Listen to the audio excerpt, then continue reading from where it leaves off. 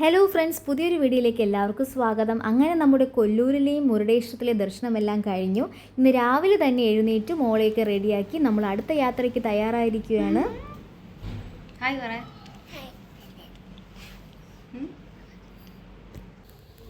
By പറ. By പറ. By. ഇനി ഞങ്ങളുടെ അടുത്ത ലക്ഷ്യം ഉടുപ്പി ക്ഷേത്രത്തിലാണ് കേട്ടോ. പോകുന്നതിന് മുമ്പ് ഞാൻ നിന്ന ഹോട്ടലിൽ നിന്ന് നല്ലൊരു ബ്രേക്ക്ഫാസ്റ്റൊക്കെ കഴിച്ചു. നല്ല ഫുഡായിരുന്നു കേട്ടോ. ഞാൻ നേരത്തെ പറഞ്ഞ പോലെ ഇഡ്ലിപ്പൊടി ദോശയും ഗീപ്പൊടി ദോശയൊക്കെയാണ് നമ്മൾ വാങ്ങിയത്. പിന്നെ പൂരി മസാല, അപ്പവും ചട്നിയും.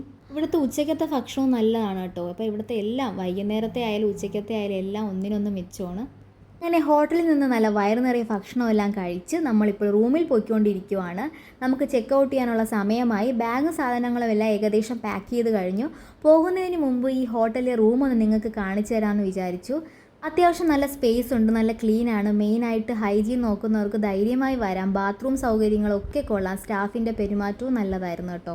അപ്പോൾ ഞങ്ങൾ സ്റ്റേ ചെയ്ത റൂം വന്നിരിക്കുന്നത് 3ാമത്തെ നിലയിലാണ് കേട്ടോ. നല്ല ക്ലീൻ ആൻഡ് ഹൈജീനിക് ആയിട്ടുള്ള റൂംസാണ് കേട്ടോ ഇവിടെ ഉള്ളത്. ബെഡ്ഷീറ്റുകളാണെങ്കിലും ബാത്റൂം ആണെങ്കിലും എല്ലാം വളരെ വൃത്തിയായി അവർ സൂക്ഷിക്കുന്നുണ്ട്. അപ്പോൾ ഇതാ ഈ കാണുന്നതാണ് ഞങ്ങൾ ഉപയോഗിച്ചുകൊണ്ടിരിക്കുന്ന റൂം. ക്ഷമിക്കണം കേട്ടോ, അല്പം ഒന്ന് അലങ്കോലമായിട്ട് കിടക്കുവാണ്.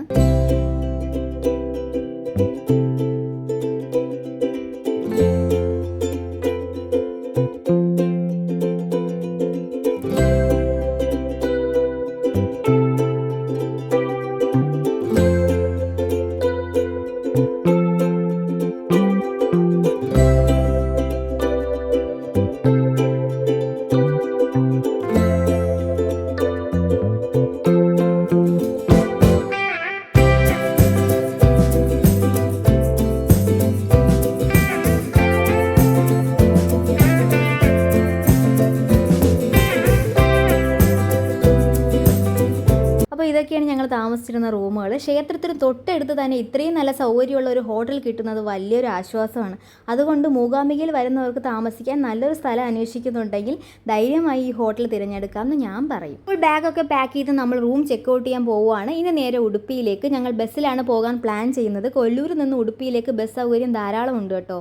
കൊല്ലൂർ സ്റ്റാൻഡിൽ നിന്ന് ഉടുപ്പിയിലേക്ക് നേരിട്ട് ബസ്സുകളുണ്ട്. ഏകദേശം 80 കിലോമീറ്റർ യാത്രയുണ്ട് ഇവിടെ നിന്ന് അങ്ങോട്ട്. ഒരു 2.5 മണിക്കൂർ കൊണ്ട് നമുക്ക് ഉടുപ്പിയിലെത്താം കേട്ടോ. അപ്പോൾ അതാ ഈ വഴിയിലൂടെയാണ് നമ്മൾ ഉടുപ്പിയിലോട്ട് പോകുന്നത്. ഇതിൻ്റെ അപ്പുറത്തെ വഴിയാണ് നമ്മൾ ബൈന്ദൂർ റെയിൽവേ സ്റ്റേഷനിലോട്ട് പോകുന്ന വഴി.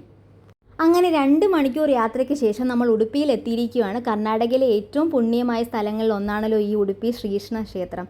പുറത്തു നിന്ന് നോക്കുമ്പോൾ തന്നെ ഈ ആത്മീയമായ ഒരു അന്തരീക്ഷം നമുക്ക് അനുഭവപ്പെടും. ഇവിടേക്ക് വരാൻ ബസ് സ്റ്റാൻഡിൽ നിന്ന് വലിയ ദൂരമില്ല കേട്ടോ.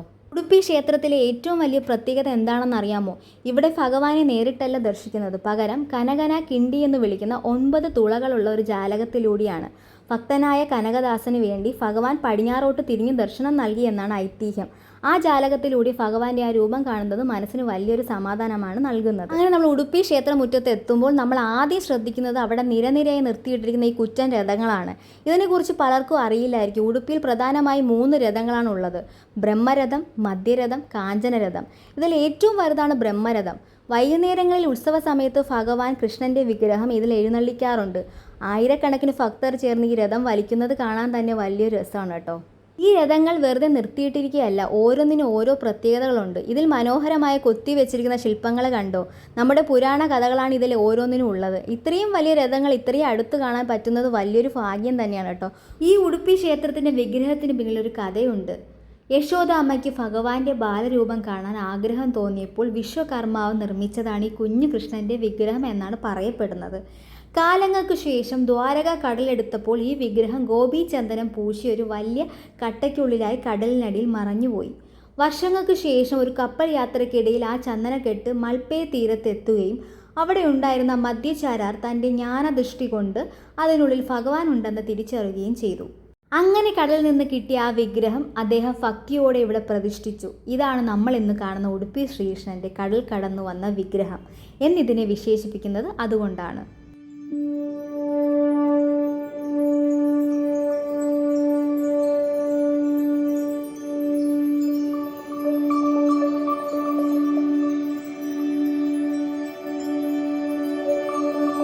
ഉടുപ്പി ക്ഷേത്രത്തിൻ്റെ ഉള്ളിലേക്ക് കടക്കുന്നതിന് മുമ്പ് നമ്മുടെ ബാഗും ചെരുപ്പും ഒക്കെ പുറത്ത് സൂക്ഷിക്കണം. അതിനായി അവിടെ പ്രത്യേക കൗണ്ടറുകളുണ്ട്. ഞങ്ങൾ ബാഗൊക്കെ അവിടെ ഏൽപ്പിച്ച് ദർശനത്തിനായി പോവുകയാണ്. പോകുന്ന വഴിയിൽ കണ്ട ഏറ്റവും മനോഹരമായ കാഴ്ചയാണ് ഈ ക്ഷേത്രക്കുളം. ഇതിനെ മധ്യ സരോവർ എന്നാണ് വിളിക്കുന്നത്. എന്ത് രസമാണിത് കാണാൻ. പണ്ട് മധ്യചാരാർ ഈ കുളത്തിൽ നിന്നുമാണ് ഭഗവാന്റെ വിഗ്രഹം കണ്ടെടുത്തതെന്നാണ് പറയപ്പെടുന്നത്. വൈകുന്നേരങ്ങളിൽ ഈ കുളത്തിന് ചുറ്റും വിളക്കുകൾ തെളിയിക്കുമ്പോൾ കാണാൻ അതിലും ഭംഗിയായിരിക്കുമെന്ന് പറയപ്പെടുന്നുണ്ട് കേട്ടോ.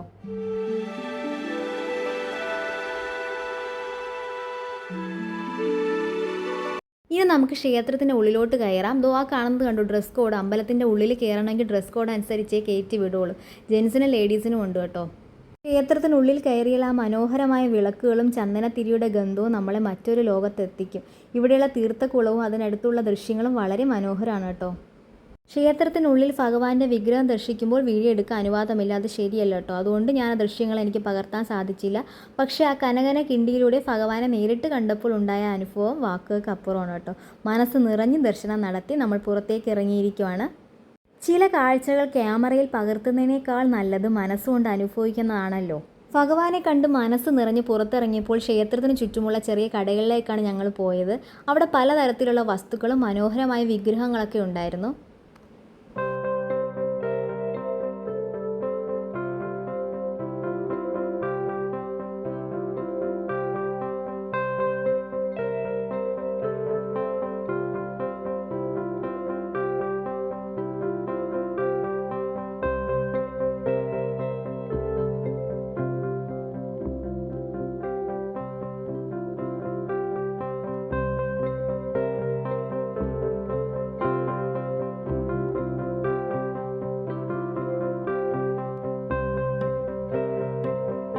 അങ്ങനെ സാധനങ്ങളൊക്കെ വാങ്ങി ഓരോന്ന് നോക്കി നടക്കുമ്പോഴാണ് അടുത്തതായി ഒരു ഗോശാല കണ്ടത്. ഹിന്ദു വിശ്വാസപ്രകാരം പശുവിനെ മഹാലക്ഷ്മി ആയിട്ടാണല്ലോ നമ്മൾ കാണുന്നത്.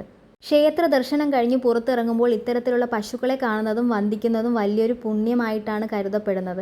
ആ കാഴ്ച കൂടി കണ്ടതോടെ നമ്മുടെ ഉടുപ്പിയിലെ ദർശനം പൂർണ്ണമായ ഒരു ഫീലാണ് കിട്ടിയത് കേട്ടോ. അങ്ങനെ കൊല്ലൂർ മൂകാംബികയും മുരുടേശ്വരം തുടങ്ങി ഉടുപ്പിയിലെ പുണ്യഭൂമിയിലെത്തി നമ്മുടെ ക്ഷേത്ര ദർശനങ്ങളെല്ലാം പൂർത്തിയായിരിക്കുകയാണ്.